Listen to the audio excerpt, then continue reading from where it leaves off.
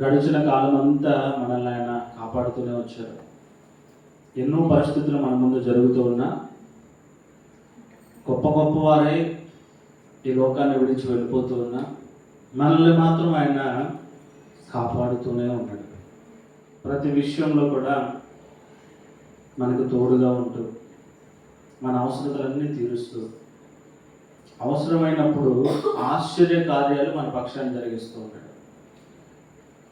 అలాంటి దేవుడు మన నుంచి ఏం ఆశిస్తూ ఉన్నాడు?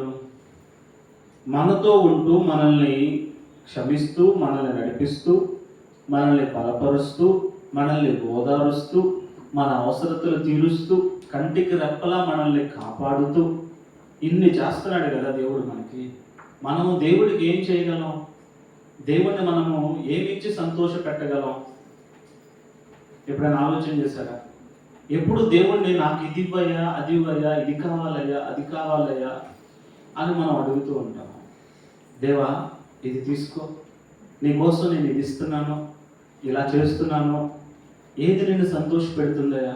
నేను ఇచ్చే ధనం నీకు సంతోషమా? నేను తెచ్చే కానుకలు నీకు సంతోషమా? ఏది నీకు సంతోషాన్ని ఇస్తుంది అని ఎప్పుడైనా సరే దేవుణ్ణి మీరు అడిగారా? నిజంగా దేవుణ్ణి సంతోష పెట్టేది ఏంటో తెలుసా? మన హృదయం అంతటితో పరిపూర్ణముగా ఆయనకి కృతజ్ఞతాస్తుతులు చెల్లిస్తే ఆయన ఎంతగానో సంతోషిస్తాడు. హల్లెలూయా. ఆయన కోరుకునేది కేవలం నీ హృదయాన్ని మాత్రమే. నీ హృదయాన్ని ఆయన తట్టు తిప్పి, ఆయన సన్నిధిలో నీ హృదయాన్ని తిప్పి ఆయన వైపు చూస్తూ ఆయనను సంతోషంగా ఆరాధిస్తే చాలా సంతోషిస్తాడు ఆయన. నీ హృదయం అంతటితో పరిపూర్ణంగా మనస్ఫూర్తిగా ఆయనను ఆరాధించాలి. ఈరోజు నా ప్రశ్న, మీరు దేవుని సన్నిధికి వచ్చి ఆయన ఆరాధించేది అలవాటుగా ఆరాధిస్తున్నారా? ఆత్మతో సత్యముతో ఆరాధిస్తున్నారా? మీ మనసంతా ఆయనే ఉన్నాడా? మీ హృదయంలో ఎలాంటి ఆలోచనతో మీరు ఆరాధిస్తున్నారు దేవుడిని? మీ హృదయంలో ఉన్న ఆలోచనే దేవుడు చూస్తాడు. నీ హృదయంలో ఆయన మీద విశ్వాసం లేకుండా, ఆయన మీద ప్రేమ లేకుండా, ఆయన అంటే నీకు ఇష్టం లేకుండా పెదవులతో నువ్వు ఆరాధన చేస్తే అది ఆయనకి ఎంత మాత్రమో అంగీకారయోగ్యము కాదు. నీ హృదయ అంతరంగంలో నుంచి నువ్వు ఆయన స్తుతించాలి.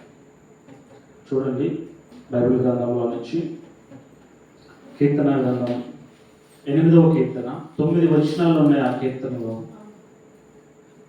ఆ కీర్తన అంతటి మనం ధ్యానం చేస్తే అందులో మనకు అర్థమయ్యే విషయాలను కూలంకషంగా పరిశీలన చేస్తే మన హృదయంలో 3 విషయాలు చాలా స్పష్టంగా, సుస్పష్టంగా మన హృదయంలో ముద్రించబడతాయి.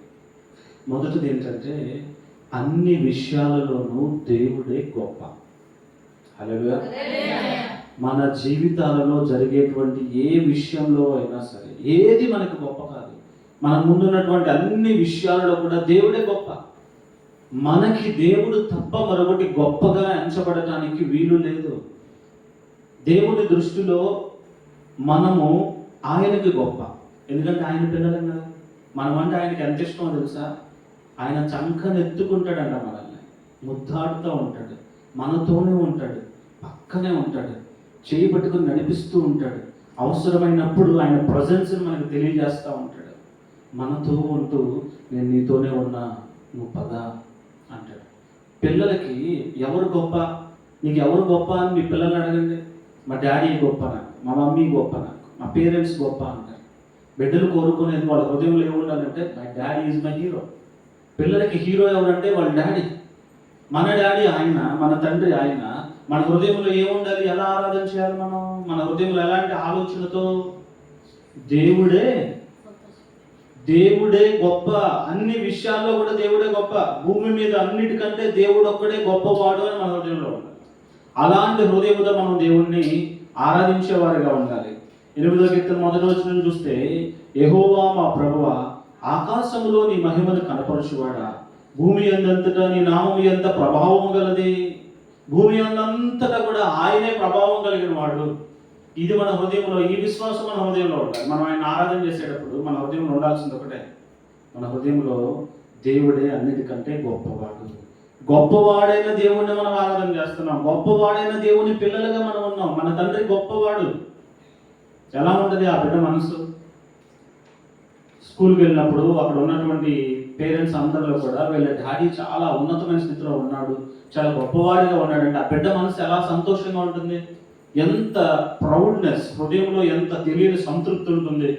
దేవుని సన్నిధిలో మనం ఆరాధించేటప్పుడు కూడా మన హృదయంలో ఉండాల్సిన భావన ఏంటంటే, మనకున్న అన్ని విషయాలు దేనిని బట్టి సంతోషిస్తున్నాం. కొంతమంది అయితే వాళ్ళకున్న ఆస్తులను బట్టి, అంతస్తులను బట్టి, వాళ్ళు కలిగి ఉన్న వాటిని బట్టి సంతోషిస్తారు. మనం దేన్ని బట్టి సంతోషించాలి?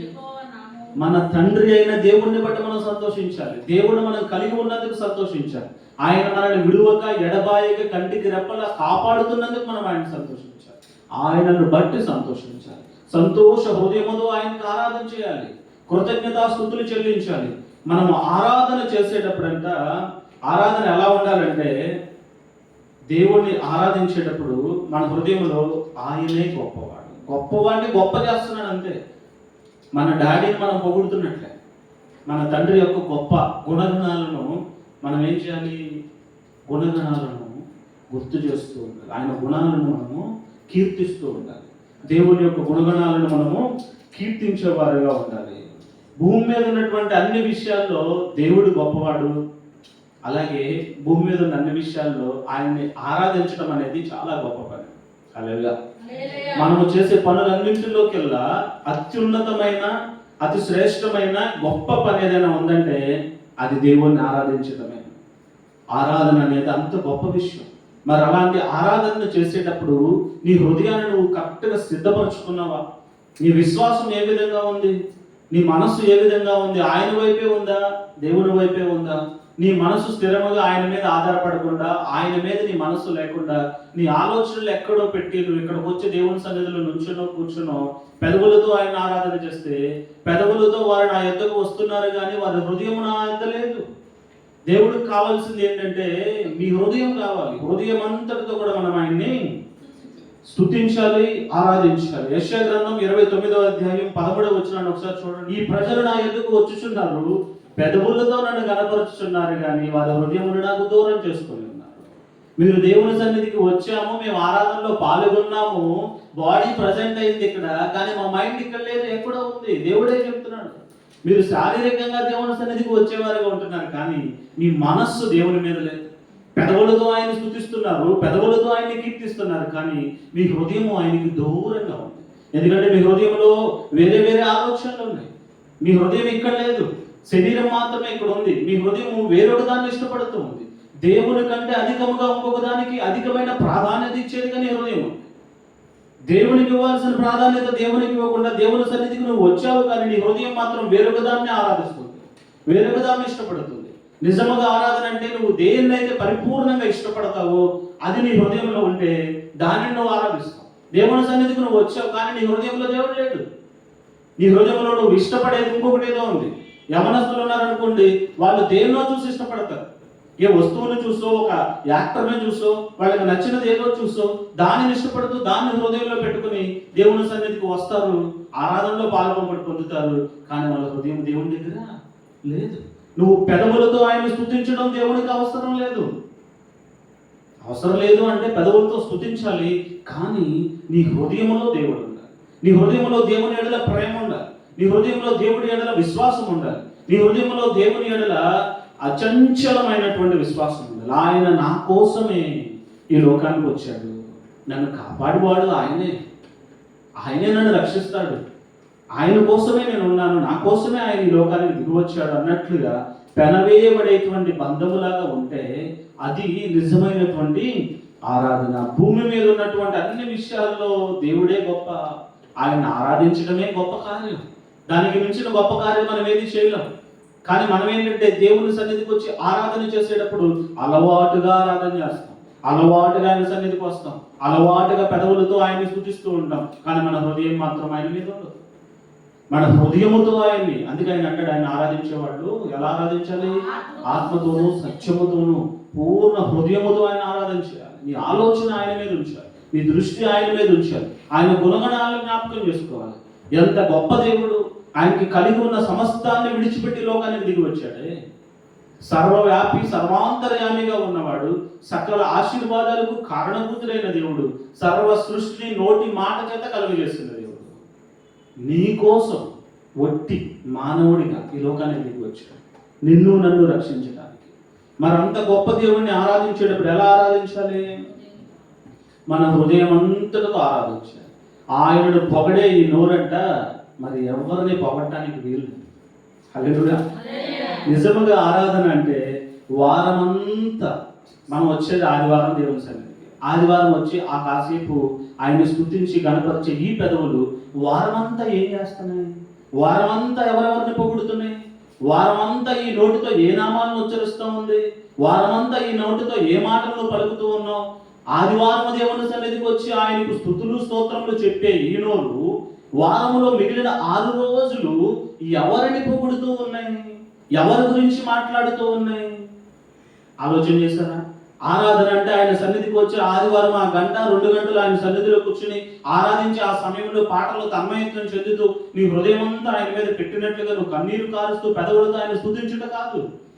మిగిలిన వారం అంతా కూడా నువ్వు ఎక్కడ ఉన్నప్పటికీ కూడా నీ హృదయంలో ఎలాంటి భావన ఉండాలో తెలుసా? ఆయన గొప్పవాడు, ఆయన ఆరాధించడం చాలా గొప్ప పని, అది నాకు ఇచ్చాడు దేవుడు. ఆయన ఆరాధించే గొప్ప భాగ్యాన్ని మనకిచ్చాడు దేవుడు. కాబట్టి మిగిలిన వారం రోజుల్లో 6 రోజుల్లో కూడా నువ్వు ఎక్కడ ఉన్నా కూడా నీ నోరు ఆయన్నే స్తుతించాలి. హల్లెలూయా. ఆయననే పొగుడుతూ ఉండాలి నీ నోరు. వారమంతా నిస్సందేహంగా హృదయపూర్వకముగా అన్నిటికంటేనో మరియు అందరికంటేనో. హల్లెలూయా. అర్థమవుతుందా? వారమంతా కూడా నిస్సందేహంగా, సందేహం ఉండకూడదు. ఆయన నా దేవుడు, నన్ను రక్షించిన వాడు, నాతో ఉన్నాడు, మీతో ఆయన ఉన్నాడు, మిమ్మల్ని ప్రేమిస్తున్నాడు అనే విషయంలో మీకు సందేహం ఉండడానికి వీల్లేదు. ఆదివారం ఒక్కరోజే విశ్వాసం వస్తుంది కొంతమందికి. ఆదివారం ఒక్కరోజు ఆయన సన్నిధికి వచ్చినప్పుడు అప్పుడు గుర్తొస్తాడు ఆయన. బైబిల్ ఎప్పుడు గుర్తొస్తుంది? ఆదివారం వచ్చేటప్పుడు బైబిల్ ఎక్కడ ఉందో ఎత్తుకుని దాన్ని దుమ్ము దులిపేసి దాన్ని పట్టుకుని దేవుని సన్నిధికి వచ్చి ఇక్కడికి వచ్చి బైబిల్ పాస్టర్ గారు ఒక వాక్యాన్ని చదవండి అనగానే టక టక టక టక చదువుతారు, పోటీలు పడిపోయి. చదవటంలో పోటీ పడుతున్నావు. ఎక్కడ 10 మందిలో నేనే చదవగలనని నేను నిరూపించుకోవడానికి పోటీ పడుతున్నావు. కానీ ఇంటికి వెళ్ళిన తర్వాత ఒక్కరోజు కూడా బైబిల్ తీసి చదివినటువంటి గుర్తు అసలు ఉండదు. ఒక పాస్టర్ గారంటే ఇలాగే ఒకరోజు ఒక గృహ దర్శనానికి వెళ్ళాడంట. ఆయన గృహ దర్శనానికి వెళ్ళినప్పుడు వాళ్ళ ఇంట్లో వాళ్ళు ఆయనకి భోజనాన్ని సిద్ధపరిచి, పాస్టర్ గారు వచ్చారు ఆయన గణపరచాలని చెప్పి వెండి పళ్ళాల్లో వెండి స్పూనుల్లో వెలగలిగినటువంటి వాటిలో తీసుకొచ్చి ఆయనకు ఆహారం పెట్టారు. టేబుల్ మీద చక్కగా ఆయన ఆహారం భోజించాడు. ఆయన వెళ్ళిపోయాడు. ఆయన వెళ్ళిపోయిన తర్వాత ఈ భోజనం పెట్టిన ఫ్యామిలీ వాళ్ళు చూసుకుంటే ఒక వెండి స్పూన్ మిస్ అయిందంట. డైనింగ్ టేబుల్ మీద స్పూన్స్ అన్ని కౌంట్ చేసుకుంటుంటే వెండి స్పూన్ ఒకటి మిస్ అయిపోయింది. వెళ్ళేమనుకుంటారు, ఈ పాస్టర్ గారిని తీసుకొచ్చి భోజనం పెడితే వెళ్తా స్పూన్ తీసుకెళ్ళిపోయాడు, అమ్మాయి ఇలాంటి వాళ్ళు అసలు ఇంటికి తీసుకురాకూడదు అది ఇది అనుకుంటే డైరెక్ట్గా అడగలేరు ఆయన్ని. స్పూన్ మిస్ అయిందని తీసుకున్నారు, ఇల్లు అంతా ఎదిగేసుకున్నారు. అలా కొన్ని దినాలు గడిచిపోయింది. క్రిస్మస్కి వస్తారు వీళ్ళు మందిరానికి, అప్పుడే పాస్టర్ గారిని ఇన్వైట్ చేస్తారు. ఆ సంవత్సరం అయిపోయింది. నెక్స్ట్ ఇయర్ క్రిస్మస్ వచ్చింది. మళ్ళీ క్రిస్మస్ వచ్చినప్పుడు పాస్టర్ గారిని పిలిచారు భోజనానికి. సేమ్ కూర్చోబెట్టారు, భోజనం పెడుతున్నారు. భోజనం పెట్టిన తర్వాత భోజనం అంతా అయిపోయిన తర్వాత వీళ్ళు మనసు ఆపుకోలేక పాస్టర్ గారు లాస్ట్ ఇయర్ మీరు మా ఇంటికి భోజనానికి వచ్చినప్పుడు ఒక వెండి స్పూన్ మిస్ అయిందండి, మీరేమన్నా తీసారా అని అడిగారు. అమ్మా అది నేను బైబిల్లో పెట్టానే, ఆ స్పూన్ బైబిల్లో పెట్టానమ్మా, నువ్వు ఇంతవరకు బైబిల్ ఓపెన్ చేయలేదు ఈ సంవత్సరం. బైబిల్ తీసి చదివితే ఆ స్పూన్ దొరికేది వాళ్ళకి. బైబిల్ చదివే అలవాటు లేదు వీళ్ళకి. పాస్టర్ గారు వచ్చినప్పుడు ఆదివారం వచ్చేటప్పుడు బైబిల్ అసలు ఎక్కడ పెట్టారో తెలియదు. సంవత్సరం అయిపోయింది, మళ్ళీ సంవత్సరం వచ్చింది, గబగబా బైబిల్ తీసి ఓపెన్ చేసి చూస్తే అందులో స్పూన్. పాస్టర్ గారు టెస్ట్ చేశాడు, అసలు బైబిల్ చదువుతారా చదవరా, చదివితే వాళ్ళకి దొరుకుతుంది. ఆ సంవత్సరం అంతా చదవాలా. మనం కూడా కొన్ని సందర్భాలు అంతే కదా, దేవుని సన్నిధికి వచ్చేటప్పుడే వాక్యం, ఇంటి దగ్గర ఉన్నప్పుడు వాక్యం చదివే ఆలోచనలు. ఆయన ఆరాధించడం అంటే ఆయన చెప్పిన మాటలన్నింటినీ కూడా మన హృదయంలో భద్రపరచుకోవడం. ఆయన స్తుతించడము అంటే ఆయన చెప్పిన మాటలు, ఆయన గురించి తెలుసుకోవాలి అంటే ఆయన వాక్యమే కదా. ఆయన వాక్యము మన హృదయంలో ఉండదు, కానీ ఆయన మేము ఆరాధిస్తున్నాం అంటాం. ఒక పాట పాడి మ్యూజిక్ తగినట్టుగా కళ్ళు మూసుకుని ఆరాధనలో ఏకీభవించి స్తోత్రం హల్లెలూయా అంటే ఆరాధన కాదు. నీ హృదయంలో ఆయన వాక్యం ఉండాలి. నీ హృదయంలో ఆయన వాక్యము ఉన్నతమైన స్థితిలో ఉండాలి, ఉన్నతమైన స్థాయిలో ఉండాలి. ఈ భూమి మీద ఉన్నటువంటి ఏ వస్తువుతోనో కూడా, ఈ భూమి మీద ఉన్నటువంటి వెలగలిగిన దాని దేనితో పోల్చినా కూడా వాక్యం ముందు అవన్నీ కూడా దిగదుడిపే. హల్లెలూయా. అవన్నీ కూడా ఎందుకు కొరగానివే దేవుని వాక్యం ముందు. అలాంటి వాక్యాన్ని నువ్వు చదువుతున్నావా? వాక్యము చదువుతూ రోజును ప్రారంభిస్తున్నావా? వాక్యముతోనే ముడిపడి ఉంది క్రైస్తవ జీవితం. మన జీవితం స్థిరంగా ఉండాలి అంటే మనం ఆయన్ని స్తుతించాలన్నా, ఆరాధించాలన్నా, ఆయన గురించి మనకి తెలియాలన్నా దేవుని వాక్యం మనలో ఉండాలి. వాక్య ధ్యానం అంత ప్రాముఖ్యమైనది. ఆయనని ఆరాధించేవారు వారమంతా ఎక్కడెక్కడో తిరుగుతూ ఏదేదో మాట్లాడుతూ ఆ రోజు వచ్చి ఏం చేస్తారు? ఆ రోజు వచ్చి గొప్ప భక్తుల్లాగా యేసయ్యా వందనాలయ్యా ఎక్కడ లేని పాటలనే పాడేస్తాం. పాటలు పాడటం తప్పు కాదు, ఆరాధన చేయడం తప్పు కాదు.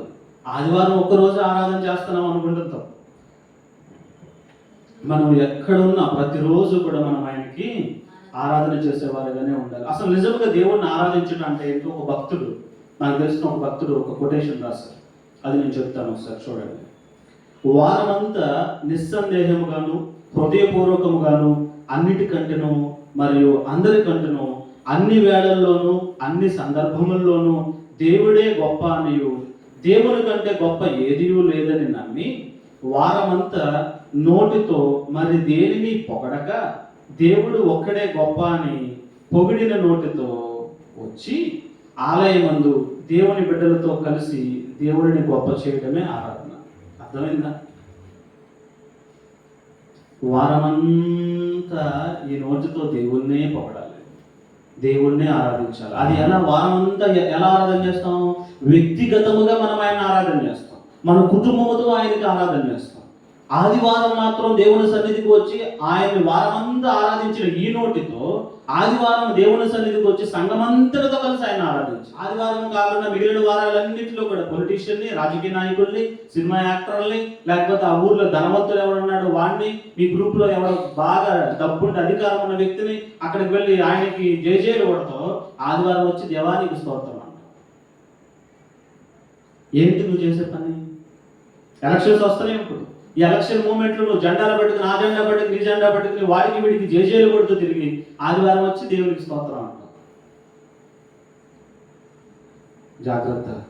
నీ నోరు ఆయనను మాత్రమే పొగడాలి, దేవుడిని మాత్రమే పొగడాలి. ఎవరిని పొగడాలి? భూమి మీద ఉన్నటువంటి అన్ని నామముల కంటే ఆయన నామము చాలా గొప్పది, ఉత్తమమైనది, ఉన్నతమైనది. ఆయన నామాన్ని నీవు పొగిడేవాడవుగా పొగిడేదానవుగా ఉండాలి. నువ్వు ఎక్కడున్నా కూడా పొగడవలసింది ఎవరిని? దేవుడే గొప్పని మొదట నువ్వు నమ్మాలి. సృష్టికర్తే గొప్ప, ఆయన ఇచ్చిన రక్షణ గొప్ప.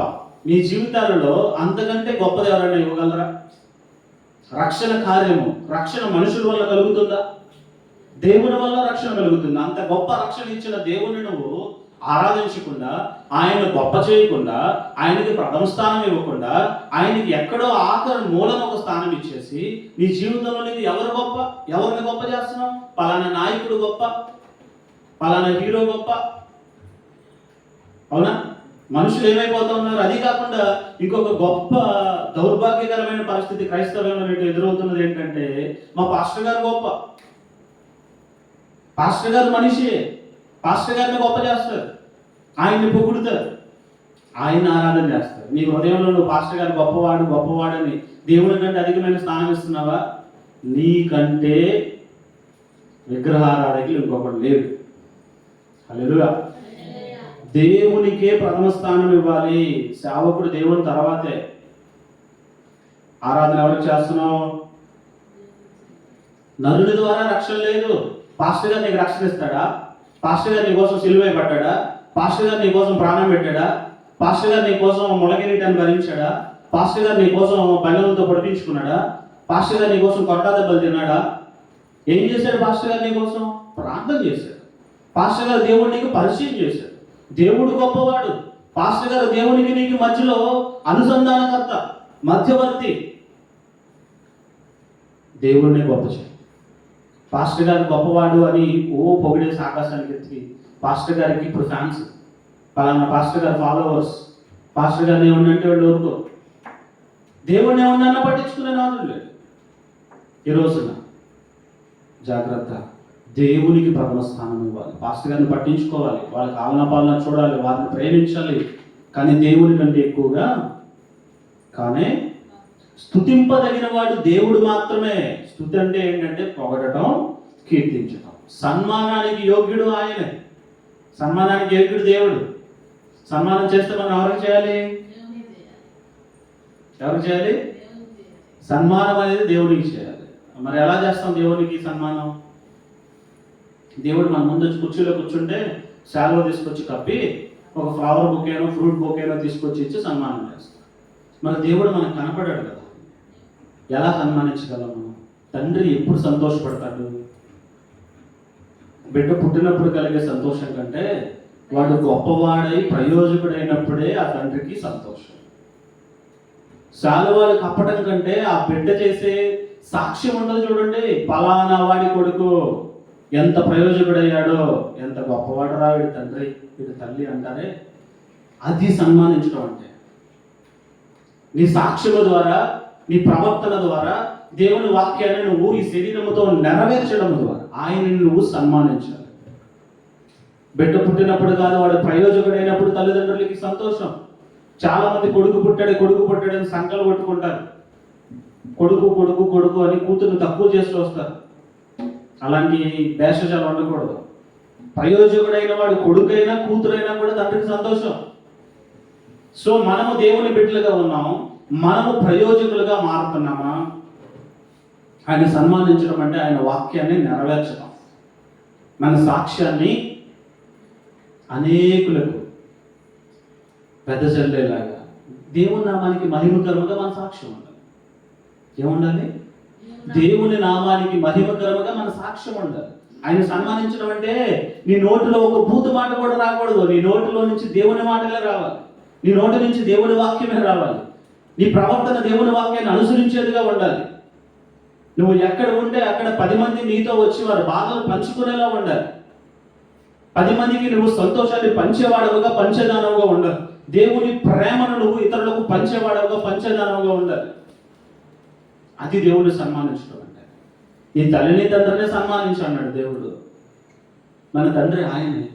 ఆయన మనం ఎలా సన్మానించాలి?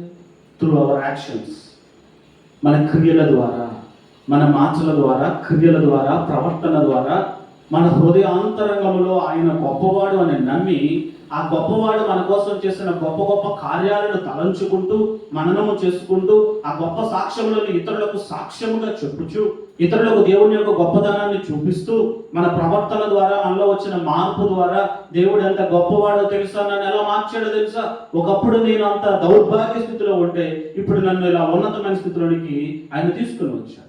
ఒకప్పుడు నా ఆలోచనలు చాలా ఘోరముగా ఉండేవి, కానీ ఇప్పుడు నా ఆలోచనలు చాలా ఉన్నతముగా మార్చాడు దేవుడు. నా బ్రతుకును మార్చిన వాడు ఆయన అని మీ సాక్ష్యము ద్వారా, మీ మాటల ద్వారా ఆయన్ని గొప్ప చేయాలి. నిజముగా ఆయన ఆరాధించడం అంటే అన్యులైనటువంటి వారు, దేవుణ్ణి ఎరగని వారు నీ జీవితాన్ని చూసి దేవుణ్ణి వారు మహిమపరచాలి. అది ఆయన సన్మానించడం అంటే. హల్లెలూయా. దేవుని మనం ఆ విధంగా సన్మానించేవారుగా ఉంటున్నాం. ఒకంత పరిశీలన చేసుకుందాం. దేవుని యొక్క నామాన్ని మనము హెచ్చిద్దాం, గణపరుద్దాం. అనేకుల ఎదుట దేవుణ్ణి మనం గొప్ప చేద్దాం.